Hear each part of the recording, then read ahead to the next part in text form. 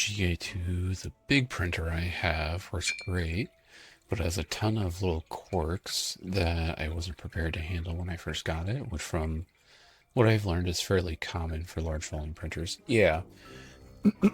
Um, the larger the print is, I mean, you probably know this, but the larger the print is, the more forces are exerted on it, and so then then they have to create specialized parts, and then the R&D for those parts isn't as developed as the smaller parts, and cascading effect from what I've learned, yeah, yeah.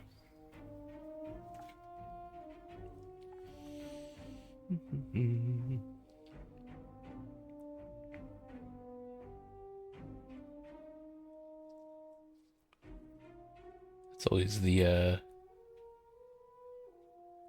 I mean, a couple years ago, that's kind of how every printer was, because that same effect of like, this is hyper specialized equipment, and there really isn't any type of development on it. And then now we're getting to where we are now, where like the Anycubics, like you're saying, most people can probably just set that up and be fine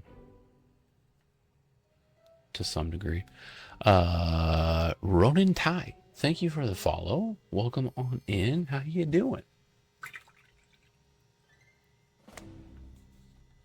Uniformation. It's great. 2K printer, 10.3 inch. Nice. Is that the one you have? I think I remember seeing this because the green is really uncommon for printer. Yeah. Okay. You did send that to me. Cool. Now that you got it up and running, you like it? Yeah, I was an early-ish adopter of FDM. My first printer was a homebrew. Yeah, you still can do that. Doing good. Just started getting into painting minis over the week. Hey, awesome. Well, welcome on in. Since you're new, I'm sure you might have some questions, and if you do, please don't hesitate to ask. I am always willing to answer.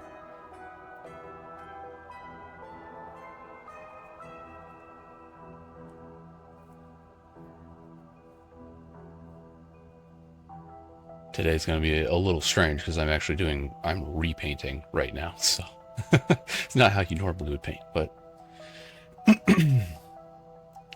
have the GK2 and the Photon Mono 2. Okay. I wish I had a Anycubic. I went with Elegoo for a while, and because I didn't know that the other brands did things differently, and so it was just normal for me, and until I started joining discords and stuff, and I was like, oh, that would be nice. I've been wanting to get into resin for a while now, mostly to print cute anime girl figures. Oh, fair. Hey, we all have a reason.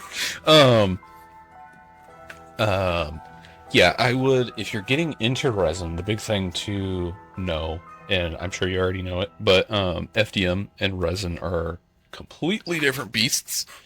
I've never done FDM, but from what I've gathered is FDM tends to be even more challenging than resin. So you might already kind of be equipped to take on that task. So, but kind of like what Roadside and me are saying, I think almost any cubic printer will do you pretty good.